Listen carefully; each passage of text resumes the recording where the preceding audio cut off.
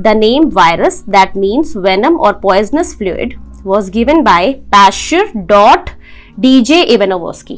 तो बहुत सारे बच्चे यहाँ पर गलती करते हैं, बहुत सारे बच्चे ना इस Pasteur.DJ Ivanovsky को एक ही नाम समझ लेते हैं, बट इट इज रॉन्ग। आप देखिए बीच में फुल स्टॉप लगा हुआ है। Hello students, welcome back to NEET exam crack. I hope you all are doing well और आपकी जो नीट की प्रिपरेशन है वो बहुत अच्छी चल रही होगी। So in today's video I am gonna discuss with you some effective tips जिसको आप यूज कर सकते हैं while reading biology NCERT book. Okay, so देखो हम सबको पता है कि जो नीट का पेपर है वो टोटली फ्रॉम एनसीईआरटी आता है, बायोलॉजी में स्पेशली। एनसीईआरटी के बाहर कुछ भी नहीं आता है ना। तो हम लोग को जब पता ही है कि एक ही बुक है उसी को करना है तो उसे हमें बहुत अच्छे से करना चाहिए। और बहुत सारे बच्चों को ये पता नहीं होता है कि एनसीईआरटी को रीड किस तरह से करा जाए। तो वही चीज मैं आपके साथ आज की इस वीडियो में डिस्कस करने वाली हूँ। बहुत ही इफेक्टिव वीडियो है आपके लिए, ये बहुत ज्यादा इंफॉर्मेटिव वीडियो है। इस वीडियो को अगर आप पूरा देखेंगे तो आपका एनसीईआरटी को रीड करने का जो तरीका है वो टोटली बदल जाएगा, चेंज हो जाएगा और आप बहुत अच्छा स्कोर कर पाएंगे बायोलॉजी में। ठीक है, तो चलिए फिर स्टार्ट करते हैं। तो सबसे पहली चीज देखिए, कोई भी कॉम्पिटिटिव एग्जाम हो बेटा या किसी भी एग्जाम की आप तैयारी कर रहे हैं, कुछ भी बुक आप पढ़ रहे हैं, तो सबसे पहली चीज होती है कि आपको अपना टारगेट सेट कर लेना चाहिए। ठीक है, टारगेट सेट करने का मतलब है कि आपको कितना पढ़ना है एक दिन में या एक वीक में या एक घंटे में, आप कितना पढ़ना चाहते हैं। टारगेट कैन बी स्मॉल और बिग, कैसा भी हो सकता है, इट्स अप टू यू। तो सबसे पहली चीज है कि आप अपना टारगेट सेट करिए कि अगर मैं 2 घंटे पढ़ रहा हूँ तो मुझे कितना टॉपिक खत्म करना है। से फॉर एग्जाम्पल आप क्लास 11th की एनसीईआरटी रीड कर रहे हैं, तो क्लास 11th की एनसीईआरटी जो है उसमें आप सेल वाला चैप्टर पढ़ रहे हो। ठीक है, तो सेल चैप्टर के आपको कितने पेजेस कवर करने, ये आपको टारगेट अपना सेट करना है कि अगर मैं 3 घंटे बैठ के पढ़ने वाला हूँ तो मुझे 4 पेजेस कवर करने हैं, 5 पेजेस कितना कवर करना है। सबसे पहले अपना टारगेट सेट करिए और जब तक वो टारगेट कंप्लीट नहीं हो जाता है आप बीच में उठिए मत। ठीक है, तो बेशक उसमें आप 4 घंटे का टारगेट सेट करिए, 2 घंटे का टारगेट सेट करिए, 1 घंटे का टारगेट सेट करिए, it's up to you. You can set mini targets और you can set big targets, आपकी मर्जी है। पर जब तक टारगेट कंप्लीट ना हो बेटा आप बीच में पढ़ाई मत छोड़िए।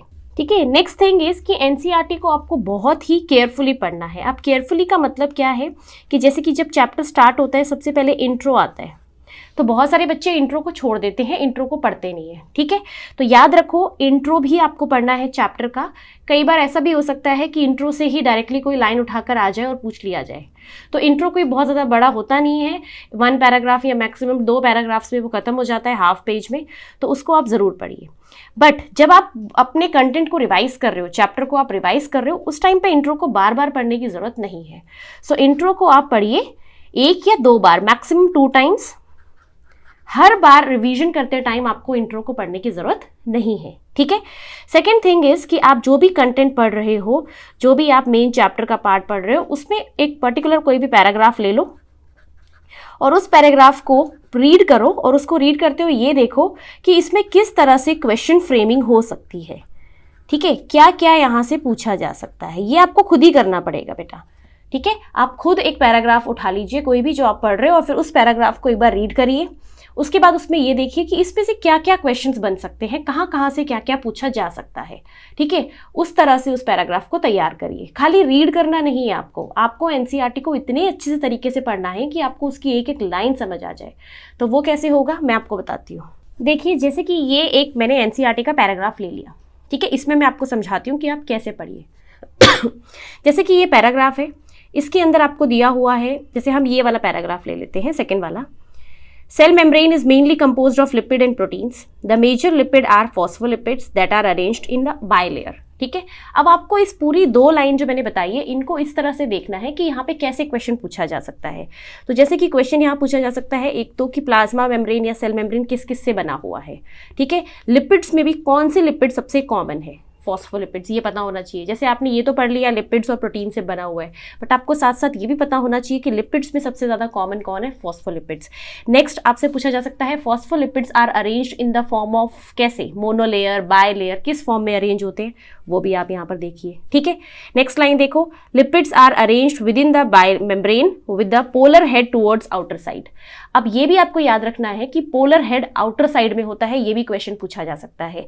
दूसरी चीज आपको ये भी याद रखना रखना है कि लिपिड में हेड क्या होता है, हेड का नेचर पोलर है, ठीक है, और वो हमेशा बाहर की तरफ मिलता है, समझ रहे हो। तो ये 2 लाइनें पढ़ने में ही कम से कम मैंने यहाँ पे 3-4 मिनट लगा दी। क्यों? क्योंकि इसमें हम लोगों ने एक एक चीज देखी है कि अगर वो क्वेश्चन पूछेंगे सेल मेम्ब्रेन किससे बना हुआ है तो आपको पता होना चाहिए, फिर लिपिड्स में भी मोस्ट कॉमन कौन सा है वो, फिर मतलब आपको you have to frame question out of it. आप जो भी चीज पढ़ रहे हो उसमें से क्वेश्चन फ्रेम कर करके देखिए कि कैसे कहाँ से क्या पूछा जा सकता है, ठीक है। तो एक तो इस चीज का बहुत ज्यादा ध्यान रखिए, हमेशा रीड करते टाइम ऐसे ही रीडिंग करो।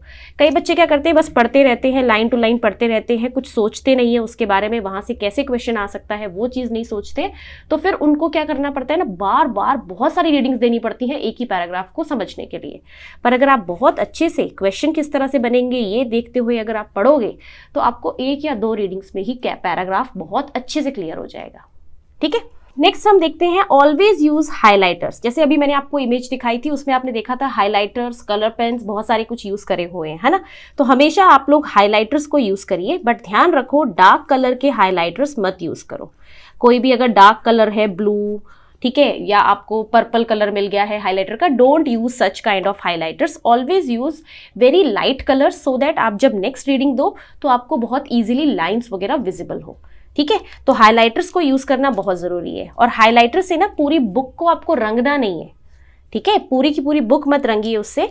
हाइलाइटर का काम होता है सिर्फ मेन चीजों को हाईलाइट करिए, जो कि जब आप नेक्स्ट रीडिंग ले रहे हो उस टाइम पे उन पे आप एकदम से आपकी नजर जाए, ठीक है। तो हाइलाइटर्स में you have to highlight main points only. अगर आप हाईलाइट नहीं करोगे ना तो you have to learn entire book, दोबारा से एक एक लाइन टू लाइन पढ़ना पड़ेगा, जिसके लिए हमारे पास टाइम नहीं है बेटा अभी, ठीक है। तो इसीलिए क्या करना है आपको कि हाइलाइटर हमेशा यूज करिए जो भी, और लाइट कलर की highlighters. Second thing is diagrams. Yes, biology के अंदर तो डायग्राम्स बहुत ही ज्यादा इंपॉर्टेंट है, बहुत ही ज्यादा, है ना, ये आप लोगों को भी पता है। डायग्राम्स को उठा के उनसे क्वेश्चंस आ जाते हैं, फिगर्स जितनी भी हैं, ठीक है। एनसीईआरटी जब आप खोल रहे हो एक एक फिगर के नीचे क्या लिखा हुआ है वो भी आपको याद रखना है कि उसमें क्या लिखा है। डायग्राम्स में क्या क्या लेबलिंग हो रखी है वो भी आपको याद रखनी है, ठीक है, क्या क्या लेबलिंग है, ईच एंड एवरीथिंग। जैसे मैं आपको एक एग्जाम्पल दिखाती हूँ, जैसे कि ये देखो बेटा, ये ब्रायोफाइट्स के अंदर मार्केंशिया के स्ट्रक्चर्स हैं, ठीक है। उसके बाद देखो इनमें ये जो हेयर लाइक स्ट्रक्चर्स हैं ये राइजोइड्स हैं, ऊपर ये गैमा कप्स हैं। एक एक चीज की आपको लेबलिंग पता होनी चाहिए। ये स्टॉक आर्चिगोनिया 4 है तो ऊपर क्या होगा, आर्चिगोनिया होगा। आर्चिगोनिया एंथ्रीडिया से कैसे अलग है, ठीक है। ये तो क्वेश्चन नीट में आ भी चुका है। इनमें से एक का डायग्राम बना देते हैं और फिर स्टेटमेंट दे देते हैं, मतलब इस डायग्राम के रिलेशन में कौन कौन से स्टेटमेंट्स करेक्ट है, इस तरह से, ठीक है। जैसे कि ये जो डायग्राम है इसमें बीच में जो कनेक्शंस दिखा रखे हैं वो प्लाज्मोडेस्माटा कनेक्शंस हैं। ये सेल्स कौन से हैं, एपिडर्मिस, कॉर्टेक्स, ये सब सीक्वेंस आपको A to Z लर्न होना चाहिए, ईच एंड एवरीथिंग। ये बाहर प्लाज्मा मेम्ब्रेन दिखा रखी है, नीचे क्या है, कैस्पेरियन स्ट्रिप्स है, ठीक है। यही सब चीज़ें तो पूछी जाती हैं, तो आप कुछ भी मत छोड़िए।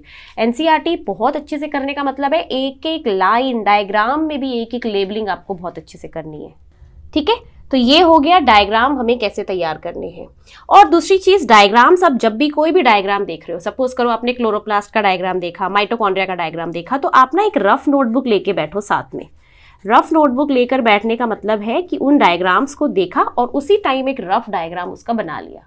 इससे क्या होगा, डायग्राम बनाने की प्रैक्टिस होती जाएगी, और जो लेबलिंग्स हैं वो देखने से लर्न नहीं होती। अगर उनको डायग्राम बनाकर और लिखोगे ना तो वो बहुत जल्दी लर्न हो जाएगी और आप भूलोगे नहीं, ठीक है। So always use a rough notebook for making diagrams. बहुत अच्छे डायग्राम बनाने की जरूरत नहीं है, जस्ट रफ डायग्राम्स आप लोग बनाइए। और जो बच्चे अभी 11th में है या 10th में है और नीट की तैयारी करना चाहते हैं वो ये सारी टिप्स अभी से बहुत थॉरोली फॉलो करिए। और आप तो ये डायग्राम्स भी अच्छे से बना बना के देखिए, इससे आपके बोर्ड्स में भी और स्कूल के एग्जाम्स में भी हेल्प मिलेगी, ठीक है। नेक्स्ट हम देखते हैं पेपर इवैल्यूएशन। अब आप जो भी टेस्ट देते हो, ठीक है, आप वीकली टेस्ट दे रहे हो, डेली टेस्ट दे रहे हो, मंथली टेस्ट दे रहे हो, जो भी आप टेस्ट दे रहे हो, अगर वो टेस्ट करते टाइम आपने सिर्फ एनसीईआरटी पढ़ी थी, ठीक है, और उस टेस्ट में एनसीईआरटी के बाहर कोई क्वेश्चन आ गया और वो क्वेश्चन आपका हो गया रॉन्ग, क्योंकि आपने सिर्फ एनसीईआरटी पढ़ी थी, आपको वो आता नहीं था, है ना। तो अब क्या होता है ना, बच्चों को कई बार ये भी डाउट रहता है कि मैम हम जब पेपर देते हैं तो बाहर से भी कुछ क्वेश्चंस आ जाते हैं, उनका हम क्या करें, उनके लिए हम कौन सी बुक रेफर करें। तो उनके लिए बेटा कोई अलग से बुक रेफर करने की आपको जरूरत नहीं है, आप बस पेपर इवैल्यूएट कर लीजिए, बाकी सारी दिक्कतें खत्म हो जाएंगी, ठीक है। तो आपका जो भी क्वेश्चन रॉन्ग हुआ उस टेस्ट में उस इंफॉर्मेशन को जाकर एक बार एनसीईआरटी में देखिए पहले तो कि ये एनसीईआरटी में अवेलेबल है या नहीं है। ठीक है, अगर वो सपोज करो एनसीईआरटी में वो इन्फॉर्मेशन है ही नहीं, just write down that particular information in NCERT, उसको एनसीईआरटी में लिख लो। अब आप उसको एनसीईआरटी में जो जगह होती है साइड में वहां लिख सकते हो स्पेस में, या फिर आप स्टिकी नोट्स पे लिख लो, या फिर अगर आप चाहते हो एक शॉर्ट नोट्स की नोटबुक बना लो, उसके अंदर लिखते रहो। ठीक है, इससे क्या होगा, आपको ये भी पता चलता जाएगा कि क्वेश्चंस में क्या क्या चीज़ें बाहर से पूछी जा रही है, कितनी पूछी जा रही है, और उनके नोट्स बनते जाएंगे और आपको इधर उधर की कोई बुक रेफर करने की जरूरत नहीं है। पता चला आपने कोई बुक रेफर करी, आपने उसके 10-15 पेजेस पढ़े और वहां से एक भी चीज़ नहीं आई। ठीक है, तो उससे बेटर आइडिया है ना ये कि अगर कोई क्वेश्चन आपको लगता है ये नहीं था या हमारा रॉन्ग हो गया, उसको एनसीईआरटी में जाके पहले तो चेक करो, क्या पता वो एनसीईआरटी का ही हो, और एनसीईआरटी का नहीं है तो just right it down that information वहीं पर। आपको बार बार एनसीईआरटी रीड करनी है तो मैं तो आपको सजेस्ट करूंगी उस चीज़ को एनसीईआरटी में ही लिखिए, क्योंकि वो बार बार आप रीड करोगे ना तो हाईलाइट होती जाएगी और आपको याद होती जाएगी। ठीक है, जैसे कि मैं आपको एक एग्जाम्पल दिखाती हूँ। The name virus that means venom और poisonous fluid was given by Pasteur DJ Ivanovsky.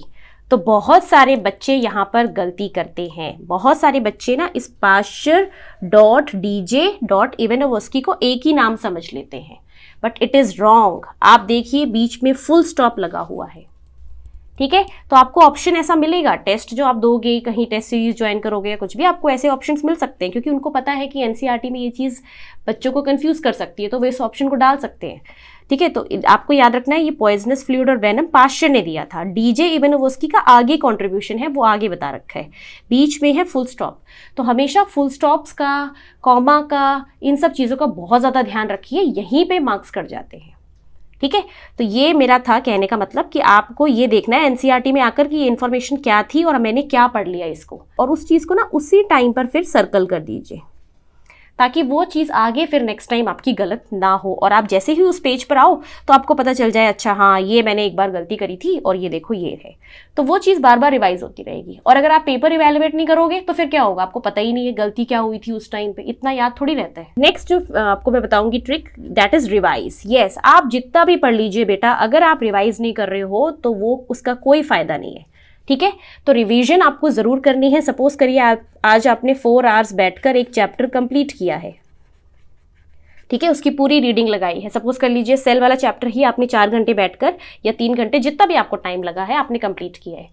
अब आपको क्या करना है, नेक्स्ट डे या ऑन दैट सेम डे आपको टाइम निकालना है, किसी भी टाइम, या तो सोने से पहले रात को या अर्ली मॉर्निंग सुबह सुबह उठकर, और इस पूरे चैप्टर को रिवाइज करना है फटाफट। अब रिवीजन करते टाइम आपको पूरा चैप्टर पढ़ने की जरूरत नहीं है। रिवीजन करते time focus only on the highlighted part, जो मैंने बताया था, हाईलाइटेड पार्ट पर ही सिर्फ फोकस करिए, इधर उधर की चीज़ों पे फोकस मत करिए। तो अगर आपको ये 4 घंटे लगे थे पूरा चैप्टर कंप्लीट करने में, तो अब आप क्या करोगे, आप हाफ एन आवर में या मैक्स टू मैक्स 1 आवर में पूरा चैप्टर गो थ्रू हो जाओगे और वो चीज़ आपके दिमाग में और अच्छे से बैठ जाएगी। तो रिवाइज करना बहुत ज़रूरी है, this is very very important. अगर आप रिवाइज नहीं करोगे, चैप्टर पढ़ते जाओगे, आज ये पढ़ा, आज अगले दिन नेक्स्ट पढ़ा, अगले दिन नेक्स्ट पढ़ा, उसका कोई फायदा नहीं है बेटा। ठीक है, revision will make your content strong. तो आपको रिवाइज तो करना ही करना है, टाइम निकाल कर कैसे भी। ठीक है, तो ये कुछ ट्रिक्स थी जो मुझे आपके साथ शेयर करनी थी कि अगर आप बायोलॉजी की एनसीईआरटी पढ़ रहे हो तो आप उसको कैसे पढ़िए। मोस्ट इफेक्टिव वे है ये, आप इसको एक बार फॉलो करके देखिए। आपका जो टेस्ट देने का तरीका है, आपका जो स्कोर अभी आ रहा है, उस पर बहुत ज़्यादा आपको इंप्रूवमेंट दिखाई देगा। ठीक है, तो फिर आज की वीडियो में सिर्फ इतना ही। अगर आपको वीडियो अच्छी लगी है तो वीडियो को लाइक और शेयर जरूर करिए, और जो लोग मेरे चैनल पर नए हैं मैं उनको बता दूँ, ये चैनल आपके लिए फ्री नीट रिलेटेड वीडियोज़ लेकर आता है, जिसके लिए आपको कोई पैसा देने की बिल्कुल भी ज़रूरत नहीं है। टोटली फ्री वीडियोज़ आपको यहाँ अवेलेबल होती हैं, और बहुत ही ज़्यादा ऑथेंटिकेट कंटेंट आपको मिलता है यहाँ पर, जिस पे आप ट्रस्ट कर सकते हो और अपने नीट के एग्जाम को क्रैक कर सकते हो। ठीक है, तो जिन लोगों ने अभी तक चैनल को सब्सक्राइब नहीं किया है, प्लीज सब्सक्राइब कर लीजिए एंड बेल आइकन को भी प्रेस कर लीजिए, ताकि आपको वीडियो की सबसे पहले नोटिफिकेशन मिल जाए। तो फिर मिलते हैं नेक्स्ट वीडियो में, तब तक अपना ख्याल रखिए, पढ़ाई करते रहिए। All the very best and thank you so much for watching. Stay blessed, stay happy.